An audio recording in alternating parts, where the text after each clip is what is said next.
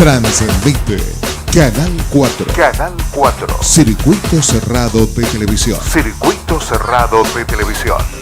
El Dorado. Misiones, República Argentina.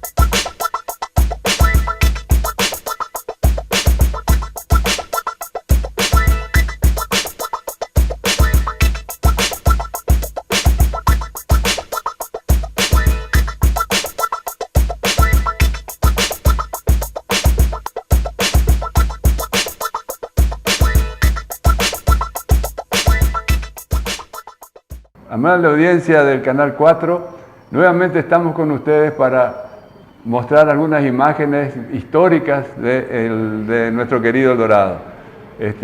Luego de una larga ausencia que hemos tenido como consecuencia de la pandemia, que, bueno, gracias a Dios pudimos sortear sin mayores inconvenientes, nuevamente estamos con más ánimos, con mejor espíritu para poder mostrar todo lo que hemos logrado juntar en estos 2 años que hemos estado guardados un tiempo. Bueno, gracias a Dios estamos nuevamente para mostrar las imágenes. Ahora tenemos novedades porque resulta que hemos conseguido un escáner para digitalizar negativos de fotos que casi todas las familias tienen en su casa, los negativos de las fotos que le daban cuando el fotógrafo hacía el revelado en aquella época. Bueno, y ahora nosotros podemos utilizar nuevamente esos negativos para poder transformarlas en imágenes en positivo y poder exhibirlas a través de nuestro programa.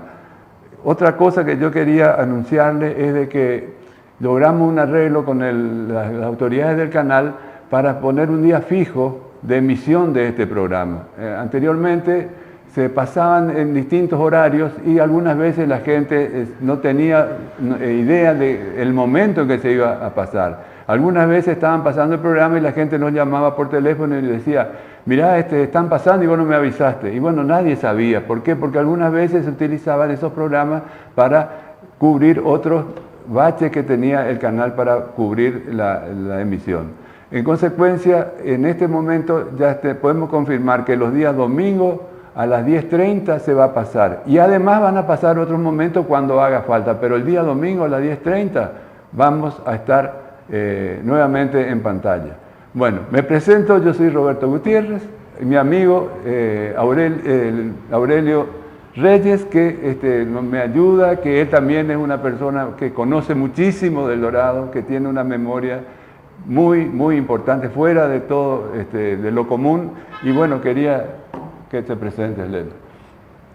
Gracias, Roberto, porque realmente a mí me da una alegría interior muy grande de volver a estar con vos en la pantalla de Canal 4. Así que vamos a dar lo mejor de nuestros conocimientos a toda la enorme los televidentes, la enorme cantidad de televidentes que tiene Canal 4. Así que muchas gracias.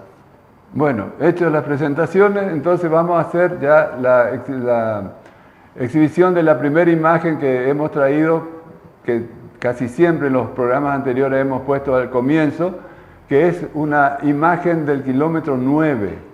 Kilómetro 9 es de la época, está más o menos acá entre el año 42 y 46 de El Dorado, porque fíjense que los vehículos que están estacionados están sobre la mano izquierda, cuando luego se hace la transformación del sentido de circulación para circular por la mano derecha. En consecuencia, en la fecha límite actual sería el año 46. Y la más antigua sería de acuerdo a la construcción de los edificios, que fue más o menos por el 40.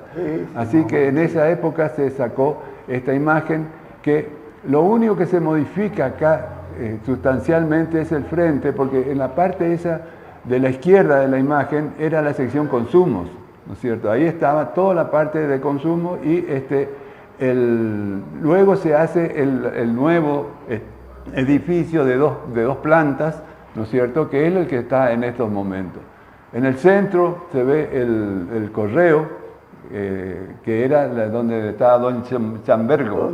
Schomberger. Sí, don Chambergo le decían.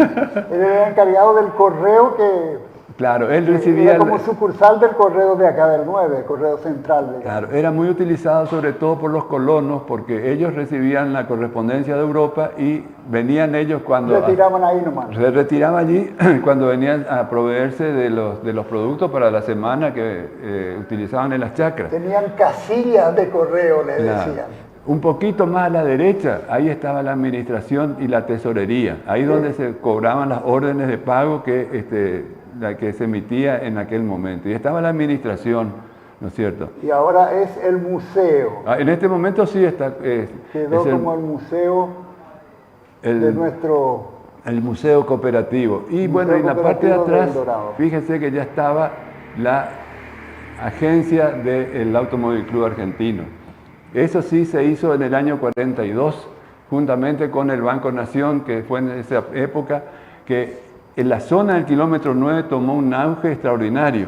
Y marcó el cambio de sector centralizado, claro, sector central. Que llegó a tal importancia el cambio que implicó tener todos estos tres organismos, ¿no es cierto? La cooperativa, la estación de servicio y el Banco Nación, de que ahí cerca del año 60... Sobre eso giraba toda la economía. La economía, exactamente. Y encima, como para completar, se trae la ruta 12 al kilómetro 9.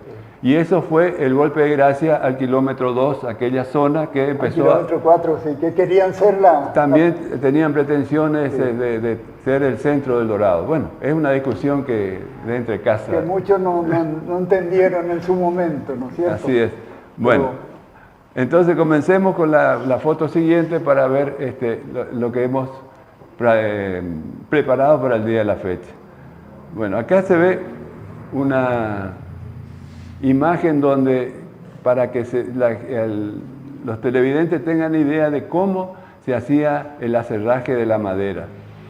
Fíjense que tenían una troceadora que trabajaba en forma vertical, una persona que estaba en la parte de arriba y otra que estaba en la parte de abajo, y bueno, se deslizaba la hoja de esta herramienta y se iba cortando. No se olviden que se hacían tablas, con eso se hacían las tablas para hacer... y tablones. Y tablones, ¿no es cierto? Y las tablillas no se hacían ahí porque los rollos se cortaban en rodajas. Y después había unas hachuelas para hacer un hacha gigante especial para eso. Exactamente, era un hacha especial que se golpeaba con una maceta para con rajar. Un martillo de madera gigante. Sí. Con eso se rajaban las tablillas, se rajaba el rollo cortado y se transformaban en tablillas. Que bueno, yo me crié en un techo de tablillas. Y no llovía nada. No, y el calor no pasaba. Exactamente, era lo lindo. Era mucho más térmico que cualquier otra. El que llevaba la peor parte era el que estaba abajo, siempre tenía que respirar con el acerrín que caía de la Claro, sierra. Encima de que estaba haciendo fuerza tenía que estar en serio, abajo, respirando sí, sí. Pero había troceadoras mucho más grandes también. Ajá. Sí, me imagino, de acuerdo al tamaño del rollo también. Exactamente, un lindo recuerdo. Bueno, esta otra foto, creo que vos conocés quién es ese señor que está ahí. Ese es un pionero, don Juan Yenser, que vino en el año 1924 acá a El Dorado. Y ahí ya está con su familia constituida. Solamente falta doña Lucía Margarita, que es mi comadre, que vive acá en el 10 todavía. Y es una foto histórica, digamos, para mí Claro. y para muchos, ¿no es cierto? Porque, Bueno, las que están ahí es su esposa Clara Scholz, sí, sus hijos Langue, Gertrudis, Guillermo, Irma y Víctor, sí. que son los hijos Irma, la más chica que está en el brazo de doña Clara. ¿Qué auto era este? Ese era un Chevrolet modelo 37, 6 cilindros, era coupé convertible. En su momento, modelo de familiar, digamos. Sí. Ese después lo convirtieron en camionetita, cuando don Jensen después cambió y fabricaba hielos también. Claro. Yo me acuerdo que el que tenía algo parecido, este era Don Olivera, el que tenía los taxis. Sí, pero el de Don Olivera era Ford 8 y este Chevrolet Era casi otra la marca. misma. Claro, pero era muy parecido. Sí, prácticamente igual. Era un taxi. Y era desmontable, Ajá. ¿sí? Las Voituré con capota. Bueno, y ahí sí, ahí está Don Jensen Sí. con sus nietas ya. Y, Con ahí Analía. está Rita. Analía Merenda y Margarita Jensen. Sí. Esta foto fue sacada en el año 1970. Sí. En esos tiempos yo empecé a trabajar, ellos me cedieron un espacio ahí en su taller de galpón metalúrgico y estuve ahí plantado 40 años. 40 años. Lindos recuerdos. Muy bien. Él tenía un aserradero ahí en ese lugar. Don Juan Jensen era el segundo que trajo una máquina para aserrar, porque primero era el padre de don Mario Mentas, que trajeron los Mentas. A los Mentas, ahí en el 4. Y los operarios que tenían que trabajar esa máquina, digamos, que producía vapor de agua caliente, no tenían capacidad, entonces se tuvo que vender don Mentas. Y ahí que siguió el... Sí, y cuando don Juan Jensen me contaba, cuando él trajo del puerto, que tenía que traer hasta el 10, en 15 días trajo, porque donde era el arroyo Menta era todo usado, sí, y se hundió Era un bañado ahí. Sí, quedó 2 semanas hasta que calzaron. Hasta que pudo nuevamente... Porque ponían a hacer fuego y calentaba y ya tenía movilidad propia, pero la mitad nomás. Claro. Sí. Bueno, esta otra imagen es una foto de una velada que se hizo en la Escuela de Esquivel en el año 1958, ¿no es cierto? En esta foto está la que está vestida de blanco, es Olga Palazuk, que después se casó con Mario Molina. Y la que está a la derecha es Mirta Schneider, participando, ¿no es cierto?, de una velada, de unos bailes típicos que se desarrolló en esa época en el Salón Eibel, porque en las veladas de la Escuela Esquivel hasta no hace mucho tiempo se hacían ahí en ese lugar. Sí, después pasaron a hacerse la Unión Cultural y bueno, y ahora creo que ya hacen en su propio edificio. Tinglado. Sí. Bueno, esta otra imagen muy linda porque hay mucha gente conocida. Esto es un entretiempo que se hizo en la industria oleaginosa El Dorado, ¿te acordás? Ya en el kilómetro 18. Hoy barrio Oleaginosa. Barrio Oleaginosa. Pensar que lo único que queda de todo eso es la chimenea. La chimenea que quedó parada. Todo. Sí, sí. Ahí hay gente que yo quería dar los nombres para que, bueno, la gente sepa quiénes son. Uno de ellos es Bullón, el que está en el centro. Don Fermín Bullón. Fermín Bullón. Sí, señor. Después el que está de camisa oscura a la derecha, ese es Hermin Colli, que también trabajaba Don allá. Armin, sí. Después hay otro que se llama Alan, Raúl Nimet, Kapler, Friedenberger, Riverte me comentaron de que era la persona que manejaba el vaqueano de la industria oleaginosa. Tenían un vaqueano y él era el chofer. Parece que era muy conocido el hombre. Después Julián y Brunaga. Aparentemente esto era un festejo de fin de año que siempre se hacen en los lugares de trabajo con motivo de la finalización de las actividades y bueno, el comienzo ya después de la con un brindis. Con un brindis, sí, parece que estaban tomando alguna cervecita los muchachos. Sí, señor. Seguimos. Bueno, esta es otra imagen ya más reciente. Esta imagen es de la década del 60, ¿no es cierto? Ahí se lo ve a Hans Ostarek. Ostarek trabajaba en la cooperativa de electricidad. En sus primeros tiempos. En sus primeros tiempos, así es. Él era el padre de Rolando Ostarek, que en este momento tiene un taller ahí sobre la calle San Luis. Donde era el domicilio de ellos, sí. Exactamente. Él está ahí con su moto y bueno, Su señora, la señora Eich, de la familia Eich, como decía,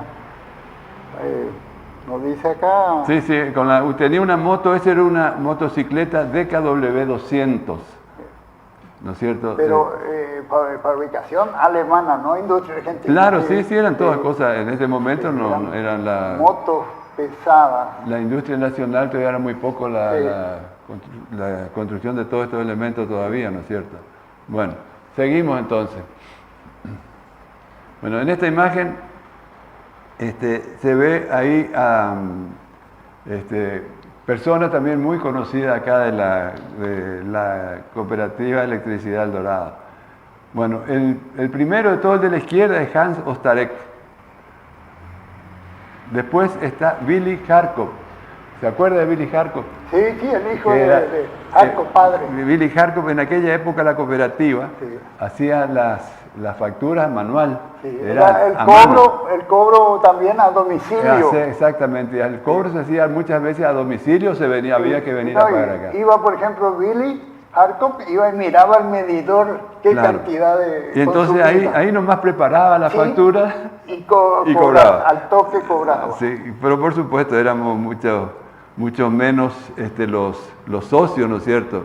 Claro. Y bueno, y la persona que está a la derecha es Erwin Kunz, cuando era joven todavía. Esos son los que están en esa imagen. Eso le queríamos mostrar como eran los pioneros de la cooperativa de electricidad. Y una cosa, Roberto, ¿sí? Erwin Kunz es el único sobreviviente de aquellos tiempos. De aquellos tiempos, sí. No hay más nadie. Y después de la parte de... Uno de los últimos era Jorge Mesa. Mesa, que falleció no hace mucho, sí. Que todavía don Edwin está sobreviviendo. Bueno. Esta es otra imagen con donde se lo ve al señor Rolando Ostarek, que está casado, que en ese momento se había casado con una Elsa H. Elsie le decían. Sí, ellos están emparentados con todos los H son parientes de los Ostarek. Sí, exactamente. Sí, yo estuve charlando con él y me comentaba. Elsa era la única hija, mujer, digamos, los otros eran todos varones. Todos varones. El componente de la familia Eich, de don Vicente. Bueno. Ahí está el Helmut Heitz, ¿no es cierto? Que está posando con su rastrojero. Se ve que era la máquina, Ese rastrojero estaba del 51 en adelante. Era Nastero ese. Industria Nacional Motor Willis. Ajá. Sí, era una cosa muy utilitaria, digamos. Esa foto fue sacada en la calle San Luis. Atrás se ve lo que es esa construcción de la izquierda, es la casa de Ostarek. Sí. Y atrás, a la derecha, se ve la construcción de donde vivía el cónsul paraguayo del Dorado. De don Brites. Ramón Brites Ramos. Exactamente. Que era el cónsul del Paraguay. Del Paraguay. Porque antes de eso había vicecónsul nomás. Claro, exactamente. Y estaban todos por el lado del dos. Bueno, y esta otra imagen sí es una imagen, yo me río porque con Hilbrick no se podía estar serio. Siempre estaba riéndose, haciendo alguna cargada, algún chiste. Y bueno, esta es la foto de su casamiento de Carlos Hilbrick con Anita Diesel, ¿no es cierto? Que era un personaje realmente ahí en la zona del kilómetro 9. Carlos Hilbrick le dice que le conoció a doña Anita en Buenos Aires. Allá la conoció. Sí. Y después vino buscándola acá y la encontró acá en El Dorado y vivieron muchos años juntos. Pero Hilbrich no era de origen Alemán, sí. Bueno, pero el de El Dorado era... No, él vino de Buenos Aires, de Buenos Aires, sí. detrás de su novia. Exactamente, estoy olfateando. Me acuerdo muy bien porque don Hilbrich venía en bicicleta, esos primeros tiempos yo también tenía bicicleta y veníamos por el camino de polvo o barro, de la picada 12 hasta el 9. Bueno. Lindos recuerdos. Sí, sí. Bueno, y esta otra imagen es una foto que me produce cierta nostalgia porque eran gente, de los que están ahí, eran compañeros míos, ¿no es cierto? Ahí está Clavio Scholler, que falleció muy joven, de su casamiento con Eva Romberg, que también falleció. Es realmente... me produce una sensación rara, ¿no es cierto?, de que esta gente tan joven han desaparecido. Y Eva era la hija de don Rodolfo Romberg, una familia muy conocida y numerosos hermanos eran la familia Romberg. El que está a la izquierda es Rolando Starek y a la derecha Elsa H. Se ve que eran los testigos, digamos. De los testigos de ese casamiento. Sí, sí. Eva Romberg iba a la escuela de comercio cuando yo estaba haciendo la escuela secundaria. Sí, en esos tiempos yo vivía en la calle Pucheta. Exactamente. Sí. Bueno, seguimos. Esta es otra imagen del camioncito hidráulico que tenía la cooperativa en aquella época. Se hacía todo manual, salvo el transporte de los rollos. Antiguamente se decía amuque. Amuque, todo. exactamente. Amuque todo, no existía todavía Ahí la se ve ayuda hidráulica. Claro, se ve la carrocería del camión. Eso fue en la década del 50 más o menos. Ponerle 52 porque en Sí, 51 se fundó la cooperativa. Sí, bueno, en la década del 50, sí. Sí, exactamente. Pero era todo esfuerzo humano, no había máquina que suplantaba la... Fíjense que en la parte de abajo se ve que era una madera muy dura, una madera más gruesa que se ponía para evitar... los cepos eran de cerne. De cerne, exactamente. Sí, y entonces madera. se cortaba y ahí sí arrancaba el poste propiamente dicho. Sí, y iba un solo poste hacia arriba. Y la perforación se hacía con esas palas. Ahí se ve a la izquierda una varilla larga. Bueno, esa es la pala. Una pala que tenía el mango 1,80 y el agujero para el poste tenía que tener 1,20 de profundidad. Que era para hacer el pozo, ¿no es cierto? Sí, fíjense todo cómo cambió hoy en día, ¿no? Hoy todo. vienen con el tractor o con el Hoy mismo en día camión. con la perforadora en 2 minutos. En 2 minutos, y antes era a lo mejor un día entero, estaban paleando ahí por... Y si agarraba unas piedras tenía que desviar. Exactamente, con todo ese tipo de inconvenientes, ¿no es cierto?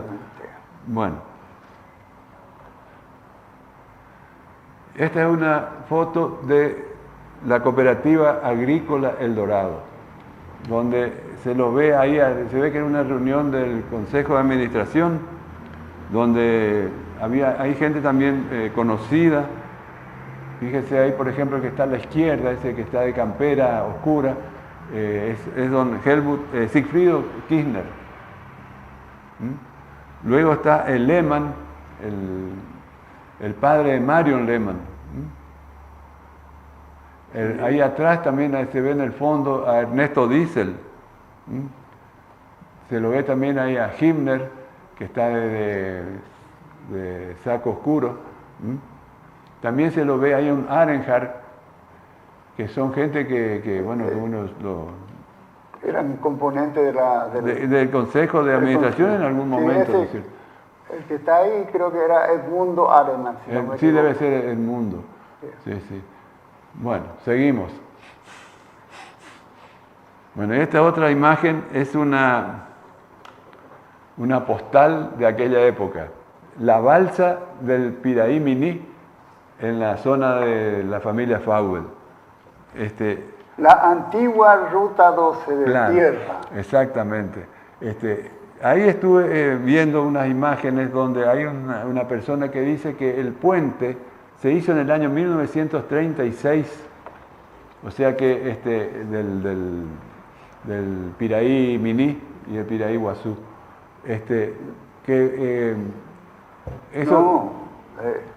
En el año 36 no había ni balsa. No, que dice que la compañía, ¿cómo es? Una compañía de Victoria puso el dinero para hacer terminar de arreglar el camino y para poder habilitar el puente este que pasaba a El Dorado. Bueno, Claro, pero eso era en el 53. 53 Bueno. y 54 y vino la correntada antes de inaugurarse. Claro, ahí sí hubo un puente que también se llevó el Todo. Sí, no quedó nada. Nada. Bueno, y se ve que el camión ese cayó de la balsa, porque era una balsa muy precaria. Muy precaria. Eran, sí. me acuerdo, de Tenía tambores. como flotante 4 tambores. Sí, eran 4 Sí, 4 tambores o metálicos. 8, algo así, Sí, eran los tambores. Y por supuesto cargaban un camión que no era muy grande, pero era pesado. Sí. Bueno, ahí se nota que lo estaban remolcando hacia afuera, se ve que cayó en el agua y bueno, lo estaban sacando. Pero tuvieron suerte y lo sacamos fácil porque no había correntada todavía. Claro, sí, ese se ve que era la Porque salida. había crecientes que duraban 2, 3 días, Roberto. Y la balsa tenía que estirar cada vez más, crecía el agua y Ajá. era cada creciente arreglar la balsa. Sí, así era. Qué bárbaro. Bueno, Sí, era. seguimos. Bueno, acá es un cuadro. Esta es una foto de un cuadro, ¿no es cierto? De un camión llevando aparentemente machimbres. ¿Ya? No, eso, Roberto, el camión era de bricks, los bricks que tenían almacén por mayor en el DOI, tenían camiones Studebaker, doble tracción, si no, no venía por la ruta Claro, no 12 podía de venir. tierra. Sí. Y llevaban las terciadas de Facomate del 28 a Corrientes. A Corrientes. Fábrica argentina fábrica correntina de madera terciada. Y los tanques, eso era el combustible que llevaban Los seguramente. tanques vacíos llevaban para comprar la nafta en Corrientes o en Posada, porque acá Era muy poco el combustible. Sí, también era la venta de combustible. Y el chofer de ese, Bernardo Erfurt, era un amigo. Era uno de los. Sí, que después también tenía de los Erfurt de Monte Carlo. Ajá. Y él decía que le hacían multa en el medio de Posada porque entraba con camión lleno de barro y buscando mercadería. Y claro, ¿qué va a hacer? Como era doble tracción, podía entrar, no había problema. Sí. Claro, y caía las plastas. Bernardo Erfurt, el chofer. Sí, y ese, un camión era el rezago de la Guerra Mundial. Ah, sí, Studebaker. Bueno. Una foto histórica también. Bueno, esta otra foto es una muy histórica. Esta es una excursión que hacían la gente del club danés al Piraí Miní, donde se ve que se iban a pasar un día en el... Generalmente los domingos, sí. Exactamente. Y fíjate, ¿no? Cómo viajaban, ¿no? Con todo el riesgo que implica, porque ni siquiera veo que... no tenía ni un pasamanos. No tenía sí. nada. Sí. Y ese era uno de los 8 Chevrolet 4 o un internacional también de 4 cilindros. Eran los únicos autitos más o menos medianos. Sí, qué época, ¿no? Bueno, seguimos. Bueno, esta es una foto de allá en la zona de Valle Hermoso, la zona de Tres Puentes. Lo que pasa es que ahora este puente ya se hizo la cobertura de hormigón. Sí, de hormigón. Pero fíjate, en aquel momento se ve que era solamente tablones. Tablones con todos los inconvenientes que tenían los demás puentes, como el Piraí Miní y el Piraí Iguazú. Se ve que estaban ahí esperando que baje un poco para pasar, porque ya en aquella zona...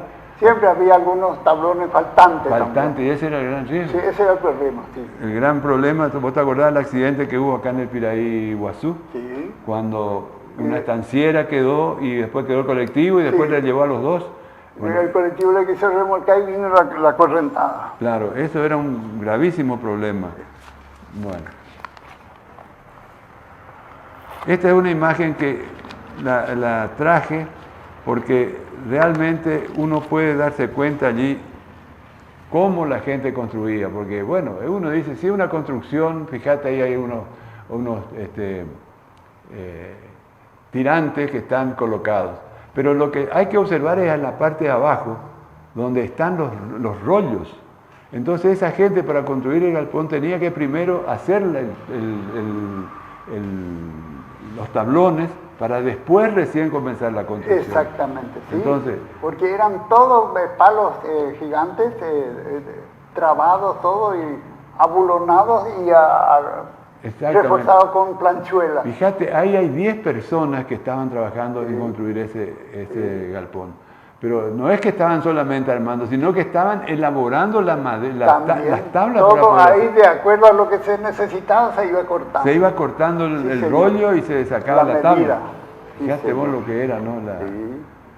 Pero estaba el ingenio de la gente que se amañaba para hacer cosas. Bueno, seguimos.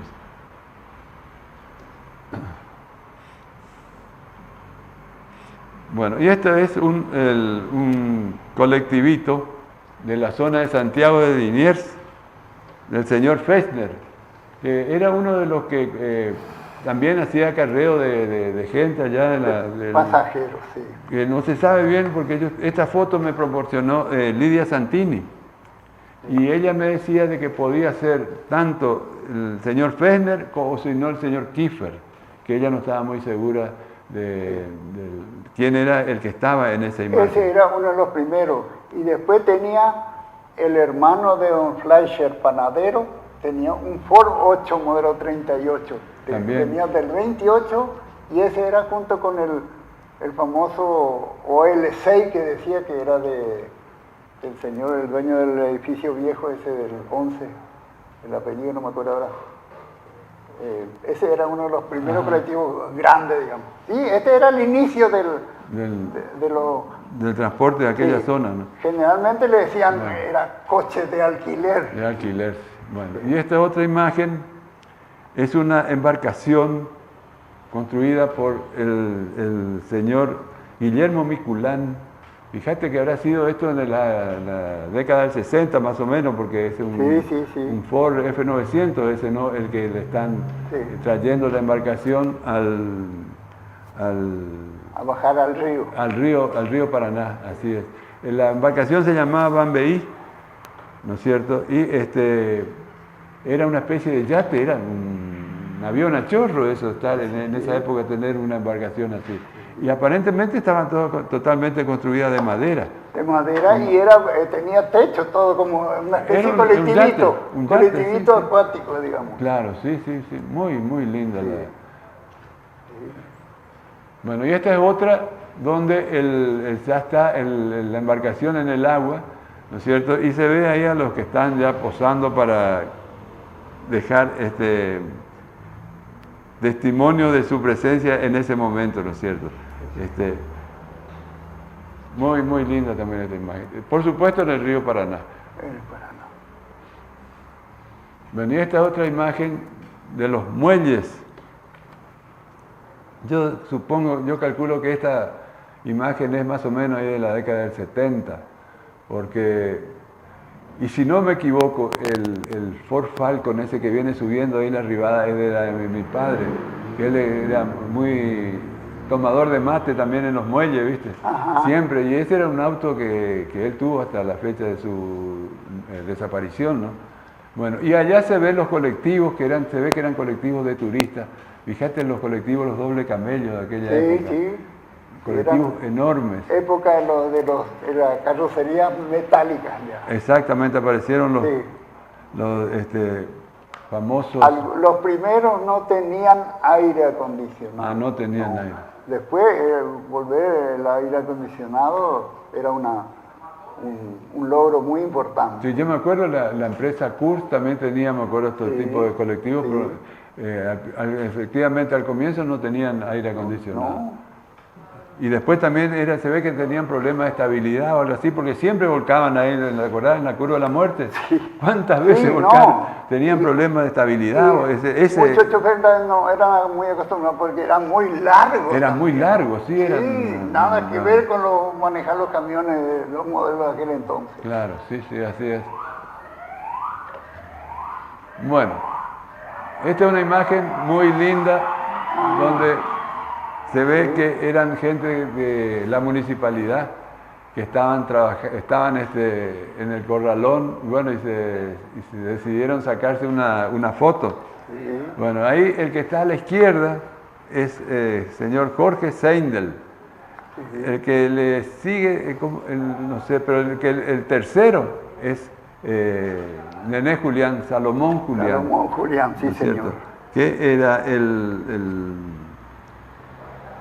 habrá sido el jefe ya, porque en esa época Nené ya tenía una cierta jerarquía.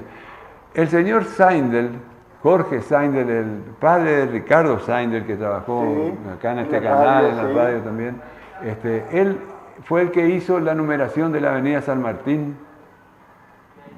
Comenzó allá en el kilómetro 1 hasta el kilómetro 11 y se ve que se asignó una cierta cantidad de números por cuadra, pero el problema del Dorado es que a la derecha tenía una medida la cuadra y a la izquierda tenía otra. Sí, por la sinuosidad del terreno. Impresionante la cantidad de problemas que tiene el Dorado, y bueno, que recién en el año 86 se logró solucionar ese problema, pero en aquel momento era algo.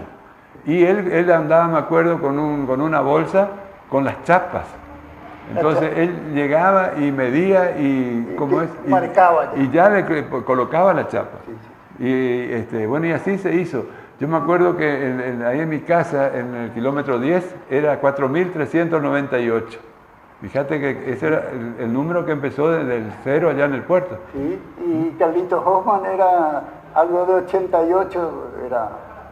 4.343.98 era el número de la casa de tu papá. De la casa de papá, sí. Y para mí es don Cayetano Sosa, encargado de arreglo de calles, el que está a la izquierda, y Roberto. Ah, el que está a la izquierda. Puede ser, sí. Él trabajó más de 35 años en la municipalidad. Ajá. Y él después tenía una cuadrilla de hombres a su cargo, y después de cada lluvia ellos despejaban los desagües de los caminos y limpiaban los tubos de los pasacalles, los tubos que atravesaban la avenida. Ajá. Bueno, perfecto. Una foto histórica. Así es. Bueno, esta era la imagen que yo te decía, Lelo, que es de la gente de Victoria.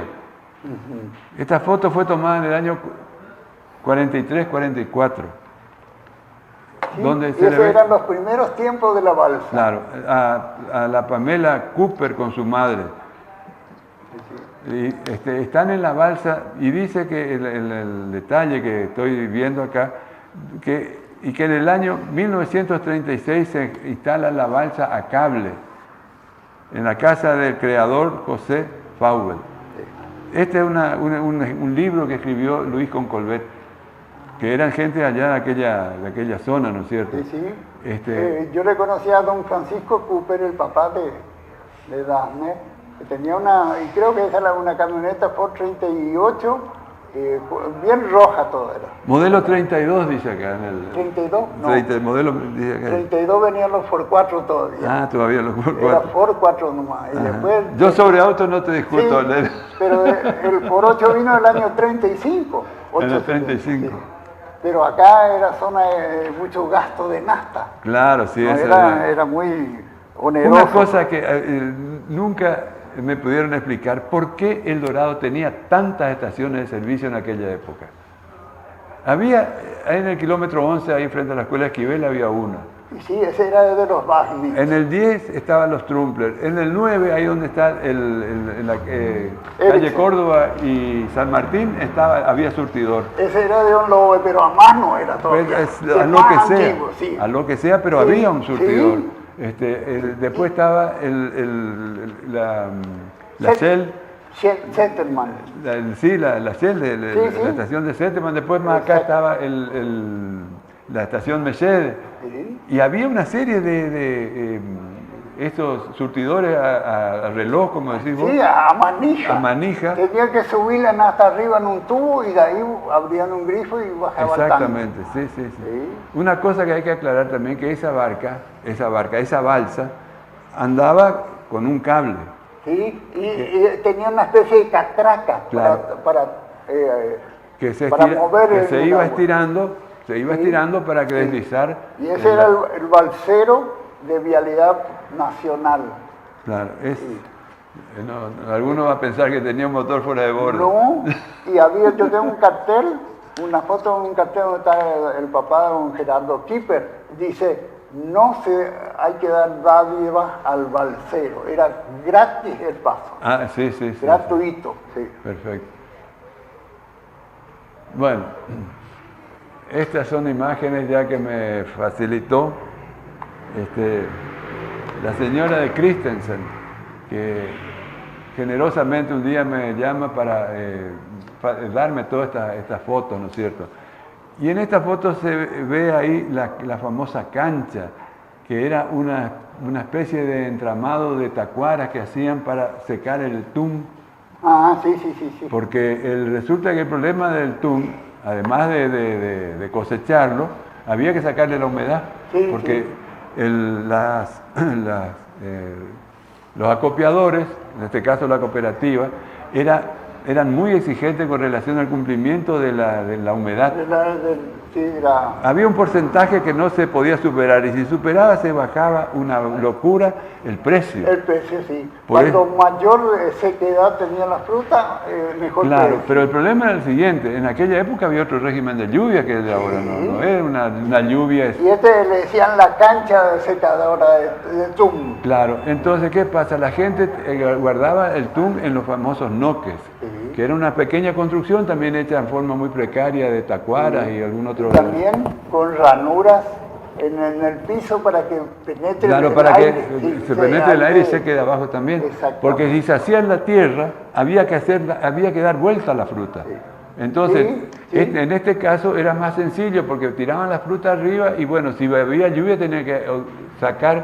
Y me decía la señora Christensen que ella habrá tenido 12, 13 años y venía la lluvia y toda la familia trabajaba. Para guardar, sí. Amanecían cargándolo de vuelta a los noques para salvar la producción. Exactamente. No es que se le perdía, sino que había que comenzar de vuelta todo el proceso Para que de no secado. pierda el valor comercial. Así es. Sí, señor. Una A época. doña Elba, mirá los tiempos que pasaron. Así es. Bueno, seguimos. Hay otra imagen también donde se ve la forma en que se transportaba los rollos de madera. Fíjate ese rollo que eran. Yo me imagino que esto habrá sido timbó. Un timbó gigante. Tan enorme, ¿no es cierto? Cortado en dos partes. Pero, es decir, una de las cosas que más me llama la atención era que estaba estirado, esto tenía dos bueyes.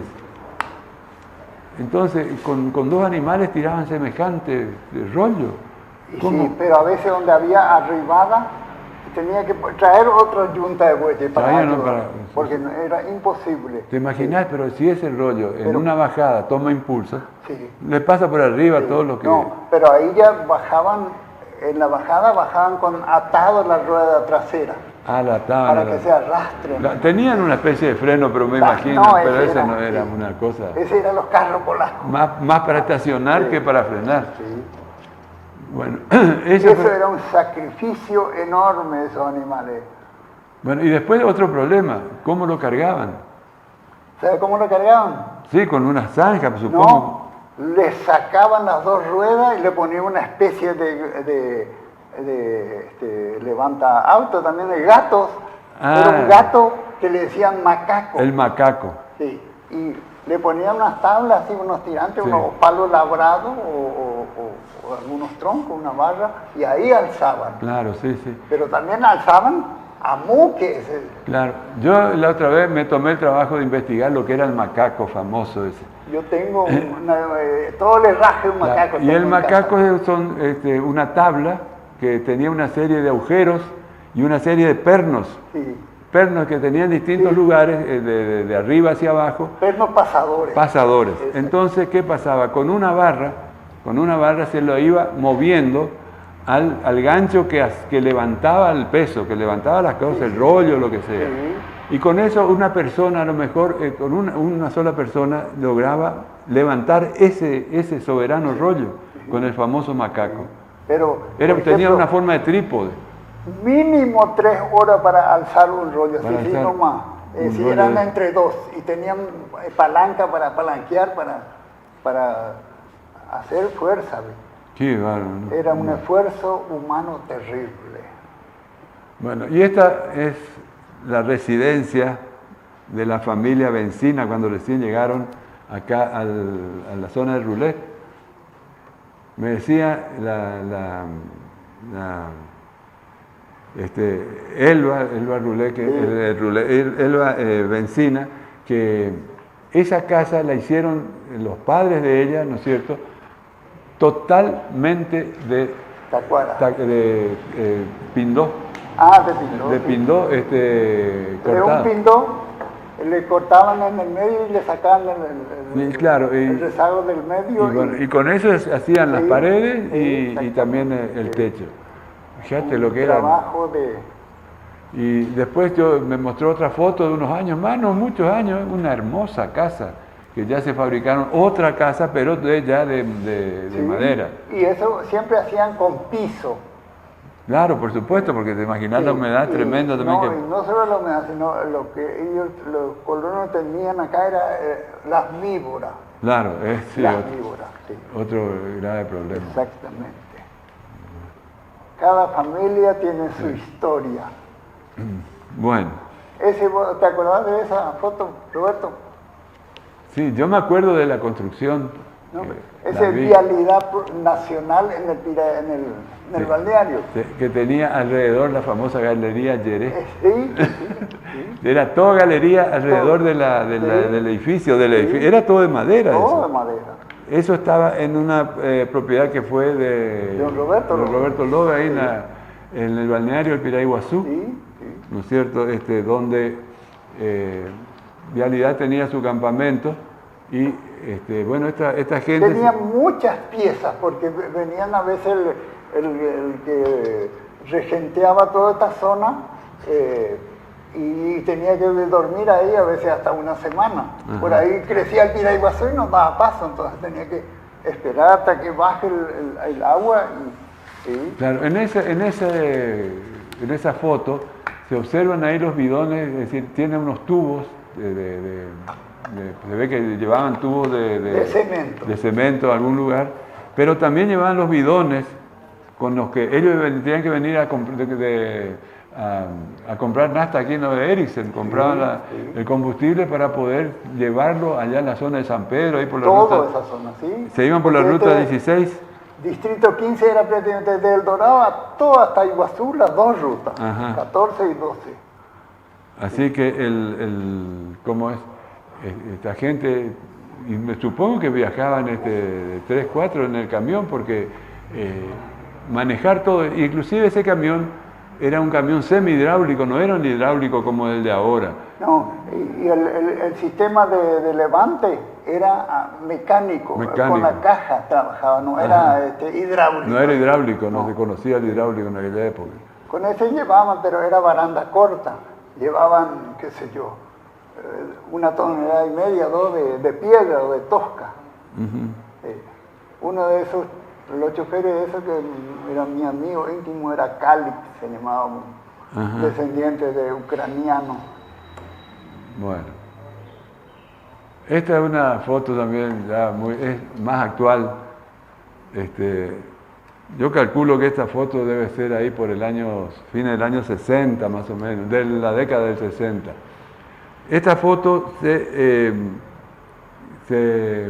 registró una fiesta que estaba haciendo Badaraco con motivo de la compra de su primer topadora, la primer topadora que compró Badaraco para efectuar el desmonte allá en la zona de Creima, ahí cerca de Colonia Lanús, me habían dicho, ¿no es cierto? Esa zona después quedó como Kreimercue, Kreimercue. Kreimer viejo. Sí. Kreimercue. Bueno. O sea, hasta ahora la gente le identifican como Kreimercue. Kreimercue. Sí, señor. Bueno, entre los que están allí, le voy a ir dando los nombres. El asador, el que está a la derecha, ese es Juan Galazo. Era siempre el asador en todo ese tipo de eventos, era el que primero llegaba. Don Galazo. Después está Juan Omar Canteros, el que está sentado en el medio. El que era juez de paz. Él era juez de paz acá. Sí, señor. Después otra persona que no puedo creer que sea él es Mario Campo, o Campito, que sí. trabajó mucho tiempo de juez de paz, también estuvo, o trabajaba en el juzgado. Sí, sí, él era empleado, secretario ahí del juez. Bueno, otro que está ahí también es Leoncio Duarte. Saúl Golfar, el que está a la izquierda de Galazo. No, de Cantero Leyes. Ahí Saúl Golfar. Guillermo Badaraco, el que está anteojo. Bueno, esa es una persona muy conocida. Sí. Ludovico Cornell. Sí. También está ahí. Era todo de la Mersa, como sí, eran todos amigos, ¿no es cierto? Sí. Después estaba Polongi. Esteban. Otro que se lo ve ahí es Aníbal La Coraza, que era un abogado que... Socio de Badaraco. Socio de Badaraco, sí, que también fue profesor mío, recuerdo Sí. el doctor La Coraza. Bueno, seguimos entonces. Esta es otra foto. Esta foto fue sacada más o menos en el año 52, 53. Se lo ve ahí, mucha gente lo conoce, que es Jens Moller. Sí, don El Jens. dueño del Copetín al Paso en el kilómetro 9. Seguramente es el bebé que tiene el brazo. El bebé es Cristian.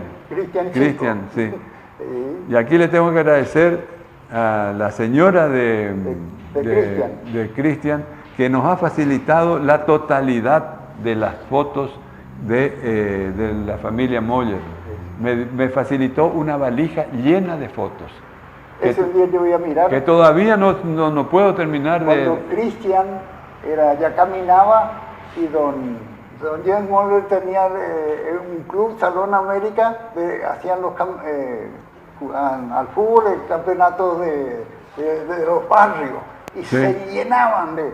Sí, yo tengo fotos donde se lo ve a Cristian, que está jugando al fútbol con su papá, con él, habrá sido unos 2 o 3 años tenía ya. En ese tiempo él estaba en el Salón América. Yo todavía le cargaba a Cristian, decía, tu papá pensaba que iba a ser Messi. Sí. Bueno, seguimos entonces. Bueno, y esa foto creo que vos conocés, Lelo. Sí. ¿Qué? Me parece conocida, pero... ¿Qué pasó ahí? Esa foto fue sacada así al toque nomás, porque el fotógrafo tenía que venir del 2. ¿Pero qué pasó con esa foto? ¿Qué ocurrió ahí? Y esa era foto de mi casamiento. De tu casamiento. De un 21 de mayo del año 66. Ajá. Había llovido esa semana antes y el sábado, para no decir que no llovió toda la tarde. Toda la tarde. ¿En dónde se hizo? Y eso se hizo donde ahora está un supermercado chino al lado de la escuela del 8. Ese eran los galpones de Bier, antes, galpones de donde se reparaban los camiones de ellos. Claro, por supuesto que era todo camino de tierra, ¿no es cierto? No había...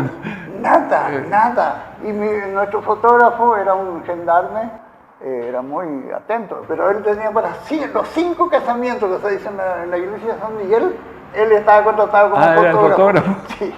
Y entonces ahí está Rodríguez, ahí está la hija de Sandoval, la que tiene la vincha blanca. La hija de Sandoval, sí, la reconozco. Sí, estaba también doña Amalia Lassi, don Juan Lassi invitado.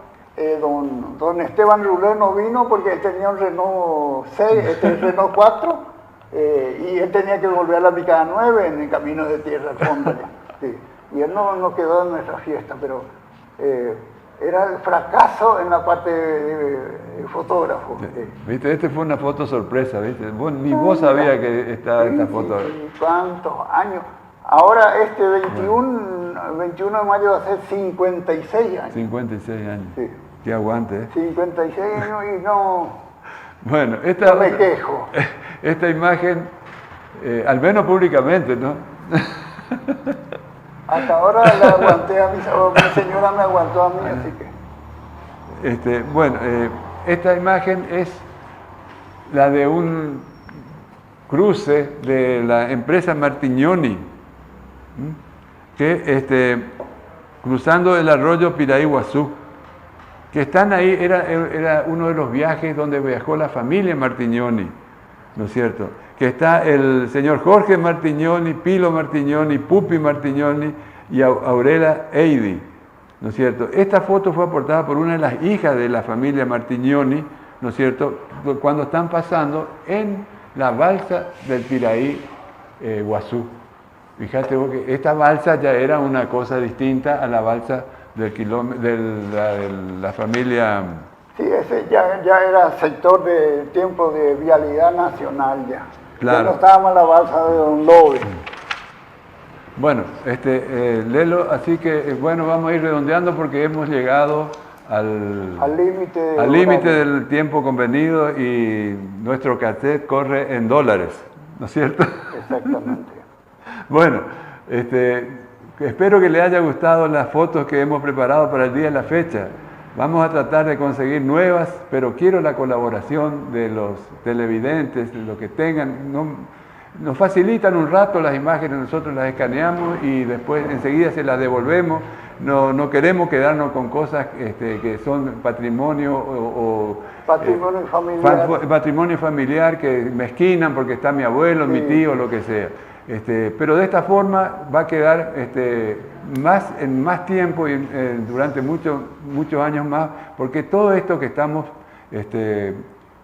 filmando, esto va a quedar en el tiempo. Hay gente que lo graba o bien sacan las imágenes de la filmación, es decir, hay una serie de métodos para que esto no se eche a perder a través del tiempo.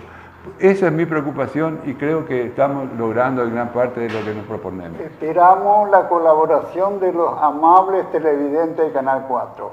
Muchas gracias, que sigan bien y no se olviden el domingo 10:30 de la mañana. Así es. Bueno, muchísimas gracias por la atención dispensada. Muchas gracias.